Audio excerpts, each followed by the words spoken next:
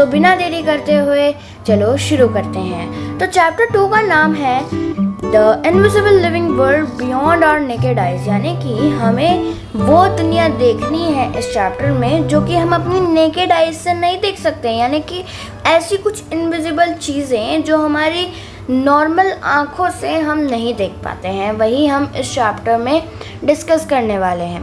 ठीक है, तो बिना देरी करते हुए आगे बढ़ते हैं। सो यहाँ पर हमें बोला गया है a human can only see the objects that above a certain size, यानी कि एक ह्यूमन आई जो है वो एक सर्टेन साइज तक ही ऑब्जेक्ट्स को देख सकती है।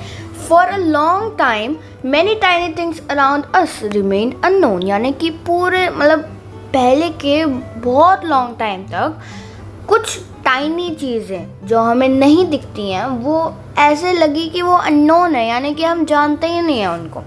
Long ago people discovered that a curve piece of glass could make small things look bigger, यानी कि ये बोल रहे हैं कि जो लॉन्ग अगो यानी कि बहुत सालों पहले जो लोग थे उन्होंने डिस्कवर किया एक कर्व पीस ऑफ ग्लास को, जहाँ पर उन्होंने देखा कि जो स्मॉल चीज़ें हैं वो उसमें देख रहे हो तो बिगर दिख रही है। द पीस ऑफ ग्लास वो शेप लाइक अ लेंटिल सीड, यानी कि जो पीस ऑफ ग्लास था उसका जो शेप था वो कैसा था, लेंटिल सीड के जैसा था। लेंटिल सीड कैसा होता है, टाइप ऑफ इस तरीके से उसकी भी जो एजेस होती हैं वो होती हैं थिन, और जो बीच में से जो उसका होता है वो होता है थिक। ठीक है, then the piece of glass was shaped like lentil seed, thick in the middle and thin at the edge, यानी कि थिक था मिडल से और थिन था एजेस से। Hence they are called lens, यानी कि हेंस इनको बोला गया लेंस। कुछ इस तरीके की ग्लास जो कि चीज़ों को, छोटी चीज़ें हैं लेकिन उनको बड़ा कर दे रहे हैं, तो उन ग्लासेस को क्या बोला गया, lens. Over time lenses were improved to become more powerful. Each new tool from simple magnifying glass to microscope, यानी कि अब ये बोल रहे हैं कि ओवर टाइम बीतते ये लेंसेज को इम्प्रूव किया गया और पावरफुल किया गया, यानी कि जो चीज़ें हम पहले नहीं देख पाते थे वो हम आसानी से लेंसेज से देख पाते थे, अभी आगे देखते गए। Each new tool from simple magnifying glasses to microscope, यानी कि एक नया टूल सिंपल मैग्नीफाइंग ग्लासेस से कब माइक्रोस्कोप बन गया पता ही नहीं चला। Help human see what their eyes could not, और ये सारी चीज़ें हेल्प करती थी ह्यूमंस को वो जो नहीं देख सकते थे। तो ये सब चीज़ें हेल्प कैसे करती थी, ये सब चीज़ें हेल्प करती थी ह्यूमंस को वो दुनिया देखने के लिए जो हमारी आइज़ नहीं देख पाती थी। The invention of the microscope open the fascinating hidden world filled with tiny living creatures, यानी कि ये बोल रहे हैं कि द इन्वेंशन, अब ये जो इन्वेंशन हुआ माइक्रोस्कोप्स का, ये इन्होंने एक फैसिनेटिंग हिडन वर्ल्ड, एक जो हम नहीं देख पाते थे पहले, वो अब इन लोगों को इतना फैसिनेटिंग क्यों लग रहा था, यार ये चीज़ें इतनी छोटी छोटी हैं, ये ऐसे हिल रही हैं, तो इसलिए इधर फैसिनेटिंग वर्ड यूज़ किया गया, फैसिनेटिंग हिडन वर्ल्ड, जो कि filled with tiny living creatures, यानी कि छोटे छोटे जो लिविंग क्रिएचर्स थे वो एक हिडन वर्ल्ड में छुपे हुए थे। यानी कि जब माइक्रोस्कोप का इन्वेंशन हुआ तो fascinating hidden world filled with, हमारी आइज़ ने इनको देखा, इन टाइनी लिविंग क्रिएचर्स को देखा थ्रू माइक्रोस्कोप। पहले क्या था, सिंपल मैग्नीफाइंग ग्लास था, मैग्नीफाइंग से माइक्रोस्कोप बना, समझ आ गया। We will explore some of these life forms in this chapter, यानी कि अब हम कुछ ऐसे ही पार्ट्स, ऐसी ही चीज़ें, ऐसी टाइनी लिविंग क्रिएचर्स के बारे में जानेंगे कि कैसे ये सब एक्सप्लोर हुआ, ये कैसे बना, ये सब के बारे में हम जानेंगे इसी चैप्टर में। ओके, आगे बढ़ते हैं। You have already learned about the amazing varieties of living beings, यानी कि हमने ऑलरेडी सीख लिया था क्लास 7th में ही कि जो amazing varieties of living beings है वो क्या क्या है। ठीक है, साइंस में हमने सीखा था, याद करो। Just look around, there are so many beautiful plants and animals. यानी कि देखो, अपने आसपास देखो, कितने ब्यूटीफुल प्लांट्स हैं, कितने ब्यूटीफुल एनिमल्स हैं, ठीक है। They are of all shapes, sizes and colours. यानी कि उनके पास सब शेप्स हैं, यानी कि कोई सा शेप का है, कोई रेक्टेंगुलर है, कोई स्क्वायर है, कोई डायमंड है। यानी कि उनके अलग अलग शेप्स हैं, उनके अलग अलग साइजेस है, कोई बड़ा है, कोई छोटा है, कोई मीडियम है, कोई बहुत ही ज़्यादा छोटा है, और उनके कलर्स पे क्या क्या है, अलग, ठीक है। Some living beings are tiny while others are really big. यानी कि कुछ लिविंग बीइंग्स छोटे होते हैं और कुछ लिविंग बीइंग्स रियली बहुत बड़े होते हैं। They differ not only in their structure but also in many other features. यानी कि वो ना ही अपने स्ट्रक्चर से होते हैं, उनके मतलब स्ट्रक्चर से डिफरेंट होते हैं। मतलब इसमें ये बोला गया है कि जो टाइनी लिविंग क्रिएचर्स और जो भी लिविंग बीइंग्स हैं, उनका सिर्फ स्ट्रक्चर ही अलग नहीं होता है, उनके फीचर्स भी अलग अलग होते हैं।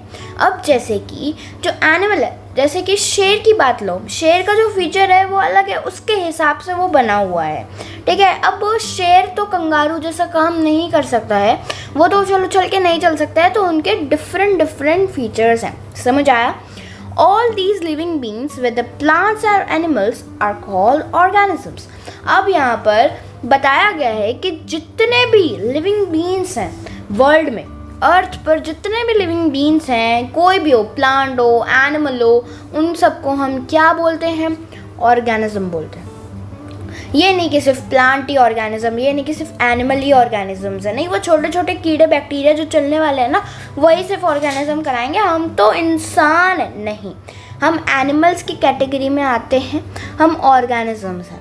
लेकिन हम थोड़े मतलब अच्छे तरीके से फॉर्म हो चुके हैं, वो लोग वहीं पर रह गए, हम लोग इतने मतलब भगवान से प्रार्थना करो कि हम लोग इतने अच्छे बन गए हैं, बस, ठीक है। तो बोला क्या गया है यहाँ पर, जितने भी लिविंग बीइंग्स हैं अर्थ पर, प्लांट्स, एनिमल्स, हम उनको ऑर्गेनिजम्स बोलते हैं। Okay, have you ever noticed the smallest organism around you that is visible to the naked eyes? यानी कि कभी आपने सबसे छोटी ऑर्गेनिज्म देखी है जो कि आप अपनी नॉर्मल आंखों से देख सकते हो बिना माइक्रोस्कोप के यूज़ किए?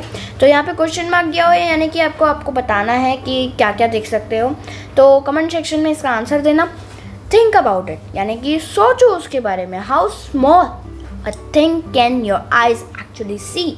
यानी कि कितनी छोटी आपकी जो आइज़ है वो देख सकती है। मतलब सोचना है, थोड़ी सी दिमाग लगाने वाली चीज़ें हैं ये, ठीक है। तो you might have ever seen some people using reading glasses. अब आपने कभी ना कभी तो देखा ही होगा कि कुछ लोग रीडिंग ग्लासेस यानी जो ग्लासेस लोग पहनते हैं, चश्मा, वो उन कुछ लोगों ने पहन रखा है। आपकी क्लास में भी कुछ बच्चों ने पहन रखा होगा, ठीक है, जिनको आप मतलब चिढ़ाने के लिए चश्मिश भी बोलते हैं, ऐसा नहीं बोलना चाहिए। हाँ, तो आपने देखा होगा कि कुछ बच्चों ने, कुछ लोगों ने रीडिंग ग्लासेस यानी कि चश्मा पहन रखा है। How does it help them to see better? यानी कि अब वो उनको हेल्प कैसे करता है जो कि अच्छा देख पाते हैं। अब ये क्वेश्चन आप उनसे पूछना जो लोग चश्मा लगाते हैं कि वो ये चश्मा आपको हेल्प कैसे करता है देखने के लिए। फ़िलहाल 8th क्लास को तो ये पता होगा कि उनको ये देखने में कैसे हेल्प करता है, क्योंकि 7th क्लास में हमने लेंसेज और मिरर्स के बारे में अच्छे से पढ़ा था। तो यहाँ पर उसका आंसर 7th की बुक में मिल जाएगा। फ़िलहाल तो हमने डिस्कस कर रखा है, ठीक है। और what happens when we use a magnifying glass to observe something? यानी कि और क्या होता है जब हम देखते हैं मैग्नीफाइंग ग्लास, मतलब यूज़ करते हैं मैग्नीफाइंग ग्लास को कोई चीज़ को ऑब्जर्व करने के लिए। होता क्या है, वो जूम हो जाती है, छोटी हो जाती है, मिडल वैसी ही रहती है उस मिरर के देखने से, ठीक है। तो ये सब कुछ क्वेश्चंस जो हैं वो आपको डिस्कस करने हैं अपनी क्लास में, अपने आसपास से, ठीक है।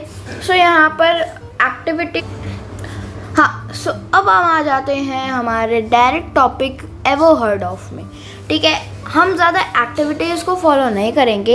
एक्टिविटीज़ फॉलो करने वाली जो मतलब एक्टिविटीज़ जितने भी चैप्टर्स में हैं मैं उसकी अलग वीडियोस बनाऊंगी। अभी हम टॉपिक के साथ साथ चलते हैं, ठीक है। तो एवर हर्ड ऑफ में हमें बताया गया है साइंटिस्ट के बारे में कि कैसे जो मैग्नीफाइंग ग्लास है उनके इन्वेंशंस किए गए थे, कैसे कब सब कुछ हुआ था, ठीक है। तो ये सब हम देखने वाले हैं। तो कलर को चूज़ कर लेते हैं। चूज़ कर लिया है हमने अपना colour. And 1665 a scientist named Robert Hooke published a book called Micrography। यानी कि 1665 में एक साइंटिस्ट था जिसका नाम था रॉबर्ट हुक। क्या नाम था उसका? Robert Hooke. उसने क्या पब्लिश करी थी? एक बुक पब्लिश करी थी जिसका नाम था माइक्रोग्राफिया। ये एक टाइप ऑफ इम्पोर्टेंट स्टेटमेंट हो सकता है जिसमें आपसे पूछा जा सकता है कि in dash a scientist name Robert Hooke publish a book Micrographia, या फिर इन 1665 scientist name dash publish a book called Robert Micrographia, या फिर इन तीनों चीज़ों के नीचे आपका जो डैश है वो लग सकता है, या फिर MCQs भी इससे आ सकते हैं। तो ये थोड़ी इम्पॉर्टेंट चीज़ है, ठीक है। उसके बाद में he was a careful observer and a skill artist. वो एक केयरफुल ऑब्जर्वर था, किसी चीज़ को केयरफुली ऑब्जर्व करने वाला आदमी था, और क्या था, एक स्किल्ड आर्टिस्ट भी था साथ ही साथ। In this book he showed detailed drawings of tiny things that people had never seen before, things he saw using a tool called microscope। यानी कि इसमें ये बोल रहे हैं कि इस बुक में, ये जो बुक है, ये देखो माइक्रोग्राफिया जो बुक है, इसमें ये बोल रहे हैं कि इस बुक में रॉबर्ट हुक ने डिटेल्ड ड्राइंग्स बताई गई हैं टाइनी थिंग्स के बारे में जो लोगों ने कभी नहीं देखी हैं पहले कभी नहीं देखी हैं। लेकिन बाद में इस बुक में पढ़ने के बाद जो इस बंदे ने जो डिटेल ड्राइंग बनाई है, किस टूल को यूज़ करके? टूल जो नाम है माइक्रोस्कोप। अब आप सोचोगे इसने माइक्रोस्कोप कैसे इन्वेंट किया, ये सब तो इसकी पिक्चर दे रखी है यहाँ नीचे। सो ये देखिए पहले का टाइम का माइक्रोस्कोप जो कि रॉबर्ट हुक ने बनाया था। ये दिख सकते हैं यहाँ पे माइक्रोस्कोप ऑफ रॉबर्ट हुक। इसके थ्रू रॉबर्ट हुक ने चीज़ें देखी। यहाँ पर आगे भी पढ़ेंगे कि यहाँ पे इसने कॉर्क के सेल्स देखे हैं। हाँ तो देखो यहाँ पे his microscope made things look 200 to 300 times bigger। यानी कि ये कह रहे हैं कि जो माइक्रोस्कोप था ना रॉबर्ट हुक का, वो 200 से 300 गुना बड़ी चीज़ें कर देता था। यानी कि जो चीज़ आपको दिख भी नहीं रही है, अब वो आपको 200 से 300 गुना बड़ी दिख रही है उस माइक्रोस्कोप को यूज़ करने के बाद। सोचो, ठीक है। Then what one could see with the unaided eyes, यानी कि जो मतलब कोई देख नहीं सकता unaided eyes से, ठीक है। One day he looked at the thin slice of cork and saw it was made up of many small empty spaces। यानी कि एक दिन उसने एक कॉर्क की स्लाइस को देखा और उसके अंदर जब उसको माइक्रोस्कोप के नीचे देखा तो उसने देखा कि उसमें कुछ बहुत स्मॉल एम्प्टी स्पेसेस थे। उसको वो कंपार्टमेंट्स कुछ याद दिला रहे थे एक हनीकॉम्ब की। उसको वो कंपार्टमेंट्स हनीकॉम्ब की याद दिला रहे थे। तो यहाँ पे आप देख सकते हैं एक टाइप ऑफ हनीकॉम्ब जैसा ही स्ट्रक्चर दिख रहा है यहाँ पर, ठीक है। So he drew what he saw and called each small space a cell। अब वहाँ पर ऐसा तो था नहीं कि भैया अब आपने देखा ओ भाई ये ऐसा दिख रहा है। भाई एक तो वो स्किल्ड आर्टिस्ट था तो वो कम से कम वो बना पाया। उसने देखा कैसे, उस टाइम पे था तो नहीं फ़ोन फ़ोटो खींच के रखो, स्टोर करके रखो, ये वो ऐसे तो था नहीं। तो लोगों को ड्राइंग यानी कि पहले के रिकॉर्ड्स थोड़े स्टोर करने मुश्किल हो जाते थे। और कभी कभार जैसे कि हमने देखा है मैन्यूस्क्रिप्ट्स में कि जब पाम लीफ पर ये सब स्टोर करते थे तो अक्सर वो डिस्ट्रॉय हो जाते थे, ठीक है। तो वही इसमें बोला गया है कि इस बुक में उस बंदे ने क्या क्या ड्रॉ किया है, जो उसने अपने माइक्रोस्कोप के नीचे देखी है। तो उसने वही सेम ड्रॉ कर दिया जो उसने स्मॉल स्पेसेस देखे। Small space a cell. This was the first time The word cell was used in science to describe the basic unit of life. यानी कि उसी ने सेल को इन्वेंट किया, यानी कि उसी रॉबर्ट हुक ने सेल वर्ड को इन्वेंट किया, और ये पहली बार था कि साइंस में इसको डिस्क्राइब किया गया as a basic unit of life. ये साइंस में पहला वर्ड था सेल, जिसको हम बेसिक यूनिट ऑफ लाइफ के नाम से मतलब डिस्क्राइब कर सकते हैं. ठीक है, तो उसने पहली बार साइंस में सेल नाम का इन्वेंट किया, और उस स्मॉल स्पेसेस को उसने क्या किया, सेल बोला. लेकिन अब यहाँ पर बात ये आती है कि इसने जो सेल्स दिखे वो क्या कहते हैं, जिंदा सेल थे या फिर मरे हुए सेल थे. तो वो एक्चुअल में डेड सेल्स थे. डेड सेल्स इसलिए थे क्योंकि वो मूव नहीं कर रहे थे, और यहाँ पे उसने कुछ मूविंग टाइप चीज़ें देखी नहीं थी. उसने सिर्फ नॉर्मली स्मॉल स्पेसेस और empty small many made up of small compartments और एम्प्टी स्पेसेस, उसने यही देखा था बस. तो उसने सेल तो इन्वेंट किया, लेकिन सेल को देखा नहीं ढंग से. उसने देखे डेड सेल्स. उसने क्या देखे, डेड सेल्स. ठीक है, अब वापस से 1660s में around same time 1660s, Antonie van Leeuwenhoek, a Dutch scientist, made better lenses that allow him to build more useful microscope. यानी कि 1660s में एनाटोनी वैन ल्यूवेनहोक एक डच साइंटिस्ट जिसने और भी अच्छे लेंसेज बनाए जो कि उसको अलाउ कर रहा था, यानी कि वो उसको हेल्प कर रहा था build more useful microscope, help कर रहा था और अच्छे माइक्रोस्कोप बनाने के लिए. He was the first person to clearly see and describe tiny living creatures like bacteria and blood cells. यानी कि वो पहला पर्सन ऐसा था जिसने क्लियरली देखा था. उसने रॉबर्ट हुक ने देखा तो था, लेकिन क्लियरली नहीं देखा था. यहाँ पे आप पिक्चर्स भी देख सकते हैं, यहाँ पे एक पिक्चर भी देख सकते हैं कि ये इतना क्लियर मेंशन नहीं है यहाँ पर, ना तो दिखा रहा है. हाँ, अब उसने देखा होगा तो वो बेचारा ड्राइंग नहीं बना पाया होगा, है ना. तो यही प्रॉब्लम थी. तो वो पहला पर्सन था जो क्लियरली देख पाया था और डिस्क्राइब कर पाया था टाइनी लिविंग क्रिएचर्स जैसे कि बैक्टीरिया और ब्लड सेल्स को भी देखा उसने. Because of this he is known as the father of microbiology. और बैक्टीरिया और ब्लड सेल्स को अच्छे से क्लियरली और डिस्क्राइब करने के क्लियरली से देखने के लिए और डिस्क्राइब करने के लिए वो क्या जाना गया, फादर ऑफ माइक्रोबायोलॉजी.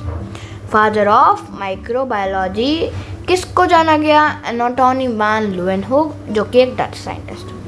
ठीक है, कहाँ पे किस टाइम पे जाना गया था, 1660s में. तो यहाँ पर हमने जो एक नॉर्मल सा पार्ट था वो कंप्लीट किया है. अब हम आगे चलते हैं, व्हाट इज़ अ सेल. अब सेल के बारे में हम लोग भैया पढ़ने वाले हैं. सेल क्या होता है, कैसे दिखता है, उसके अंदर क्या क्या चीज़ें होती हैं, ह्यूमन सेल और प्लांट सेल अलग होता है नहीं होता है, वो सब चीज़ें हम देखने वाले हैं. ठीक है, okay. All living beings are made up of cell. ये चीज़ मेन है. अब आप ये सोच रहे होगे कि नहीं, हम तो सेल से नहीं बने हुए हैं, वही छोटे मोटे कीड़े मकोड़े ही बने हुए हैं. नहीं, हम तो नहीं, हम सारे लिविंग बींग्स यानी कि जो जिंदा हैं अर्थ पर, वो किससे बने हुए हैं, सेल से बने हुए हैं. You might wonder what cell actually look like. यानी कि आप देखोगे, मतलब आपने कभी ना कभी सोचा होगा, यहाँ तक कि मैंने भी सोचा था कि सेल्स कैसे दिखते हैं. Let us take a closer look at the basic structure of cell using a microscope. यानी कि अब हम देखेंगे कि सेल का बेसिक स्ट्रक्चर कैसा दिखता है एक माइक्रोस्कोप में से देखकर.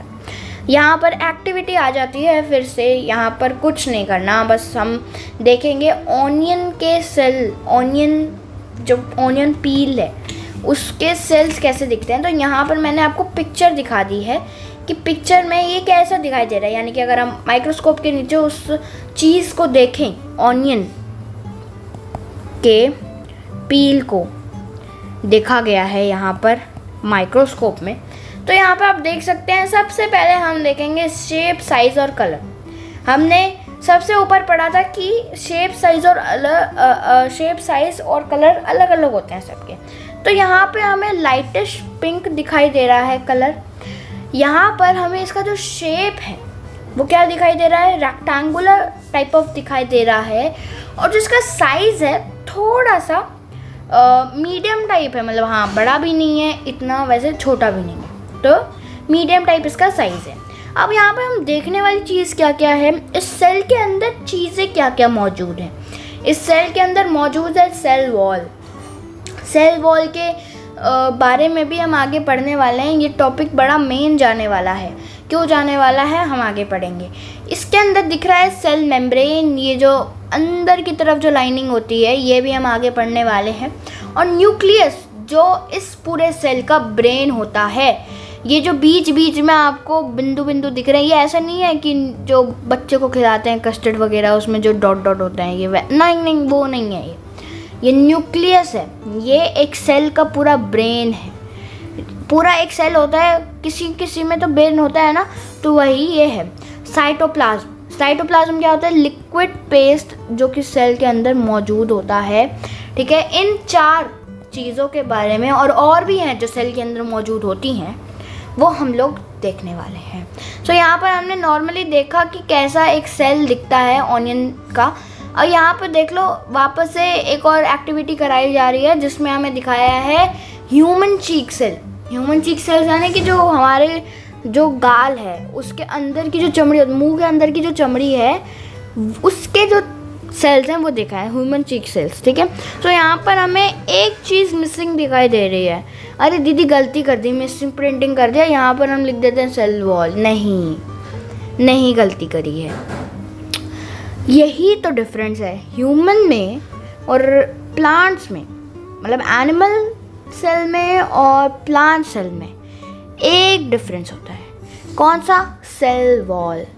सेल वॉल क्यों प्रेजेंट नहीं होती, क्यों होती है, वो हम डिस्कस करते हैं अभी।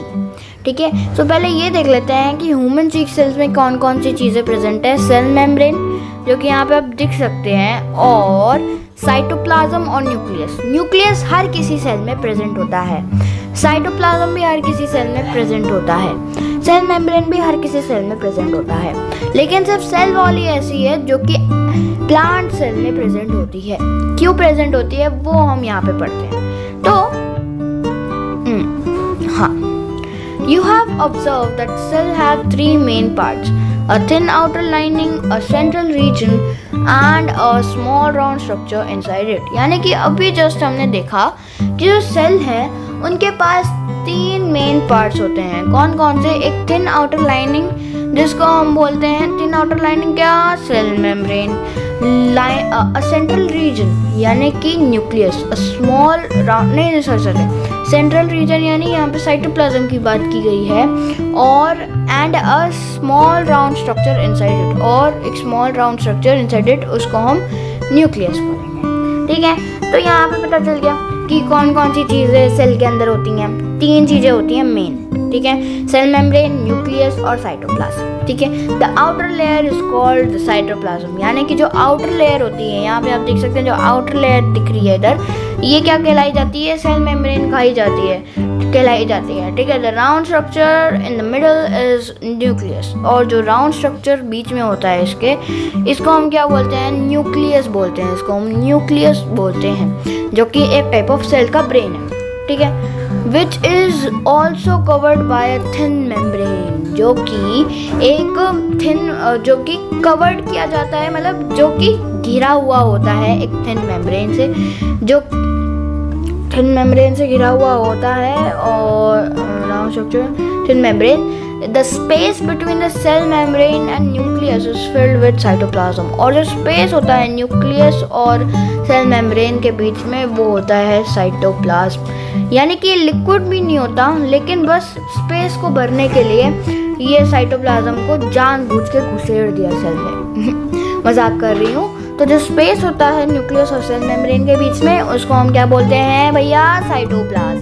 ठीक है, सो इसको हम बोलते हैं साइटोप्लाज्म। ठीक है, अब देखते हैं these three cell membrane, cytoplasm और nucleus are the basic parts of cell। यानी कि ये 3 जो हैं, सेल मेम्ब्रेन, साइटोप्लाज्म और न्यूक्लियस, ये क्या है?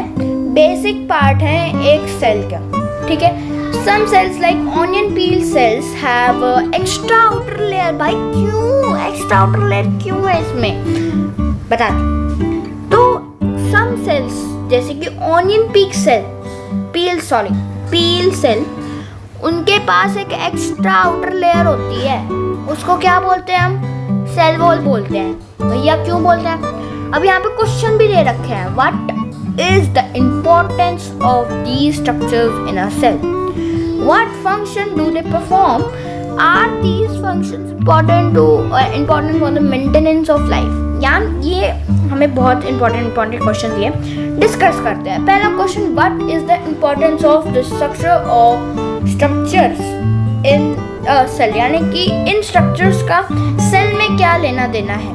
देखो, अब जो न्यूक्लियस करता क्या है? नीचे शायद से दिया हुआ है यार, यहाँ पे न्यूक्लियस के बारे में हमें बताया गया है। बताया गया है यहाँ पे, इन सब चीज़ों का आंसर दिया गया है, तो हम पढ़ते जाते हैं, हमें पता चलता जाएगा। ठीक है। The cell membrane encloses the cytoplasm and nucleus, यानी कि जो सेल मेम्ब्रेन है उसको क्लोज करके रखता है, यानी कि वो एक टाइप ऑफ पतली सी बाउंड्री है जो कि तुम बाहर मत निकलना। तो वो बोलता रहता है साइटोप्लाज्म और न्यूक्लियस को, बाहर मत निकल जाना, मर जाएंगे हम, हमारा एक ही घर है, मैं बाउंड्री हूँ तुम्हारी। तो सेल मेम्ब्रेन ये है। तो cell membrane separates one cell from another, यानी कि सेल मेम्ब्रेन सेपरेट करके रखता है एक सेल से अनदर सेल को, यानी कि अगर दोनों मिक्स हो गए तो पता ही नहीं चलेगा कि न्यूक्लियस एक सेल में दो क्यों दिखाई दे रहे हैं। तो इसीलिए सेल मेम्ब्रेन होना जरूरी है। ठीक है, समझ आ गया?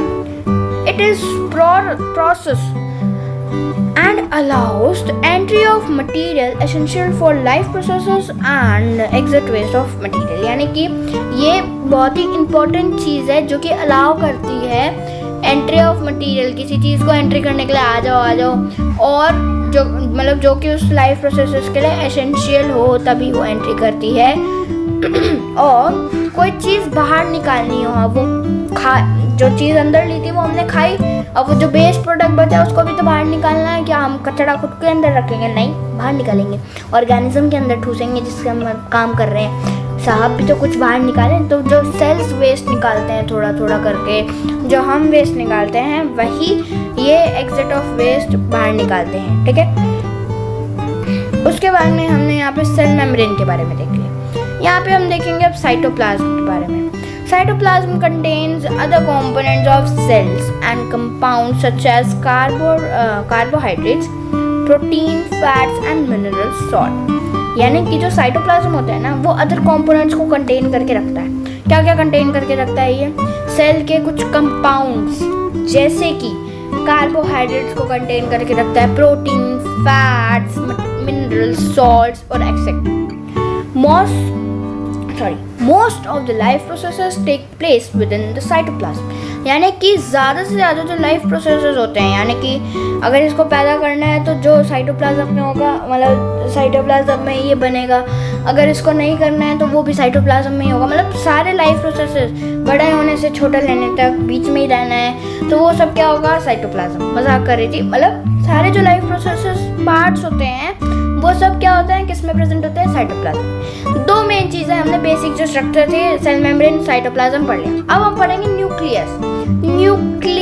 नाम ही इतना अजीब दे रखा है तो पता नहीं क्या ही होगा इसके अंदर, लेकिन ऐसा कुछ नहीं है। तो ये करता क्या है? ये रेगुलेट करता है सारी जो एक्टिविटीज़ हैं जो सेल में होने वाली हैं, वही बताता है। जैसे कि हमारा ब्रेन बताता है कि अभी तुम्हें हाथ हिलाना है, अभी तुम्हें ये बोलना है, अभी तुम्हें वो करना है। तो वैसे ही जो न्यूक्लियस है पूरे सेल में यही रेगुलेट करता है कि तुम्हें ये चीज़ बाहर निकालनी है कि नहीं, लेनी है कि नहीं। साइटोप्लाज्म को बोलता है तुम्हें अभी इसको ग्रो करना है कि नहीं, ये वो, और हेल्प करता है ग्रोथ में, कि अभी वो बोलेगा कि तुम्हें अभी हमें सेल की ग्रोथ करने की ज़रूरत है, और सेल्स आ रहे हैं, छोटे बड़े होते जा रहे हैं और हम भी बड़े नहीं हो रहे, तो मतलब वो सब है। तो यहाँ पे भी बोलता है कि सेल को बड़ा करो। ठीक है, तो इसमें वही बताया गया है। उसके बाद में the cell wall in the part cell provides rigidity and strength to the plant. This is why all cells are arranged compatibly with each other, look like a firm structure। यानी कि सेल वॉल एक ऐसी चीज़ होती है जो कि plant cell में provided होती है और रिजिडिटी और स्ट्रेंथ प्रोवाइड करती है ये सेल को। This is why all cells are arranged compatibly with each other और मतलब जो कि इससे होता क्या है कि सारे जो सेल्स है ना वो मिक्स नहीं होते, वो अलग अलग दिखते रहते हैं। जैसे कि हमने देखा था ओनियन सेल में सब कुछ इतना प्यारे तरीके से अरेंज थे, अलग अलग तरीके से, है ना। तो सब कंपैटिबली अरेंज्ड होते हैं और लुक फॉर्म इन स्ट्रक्चर, यानी कि अलग अलग दिखते हैं। तो इसी के साथ में हमारा जो पार्ट 1 है ना भैया वो ख़त्म हो चुका है। पार्ट 1 में हमने डिस्कस किया पेज नंबर 13 तक। अभी आगे हम पढ़ेंगे स्टेप फर्दर के बारे में। स्टेप फर्दर में हम जो पार्ट 2 है उसमें हम स्टेप फर्दर के बारे में पढ़ेंगे। सो ज़्यादा देरी ना करते हुए मैं इस वीडियो को यहीं पे ख़त्म करना चाहती हूँ। Thank you.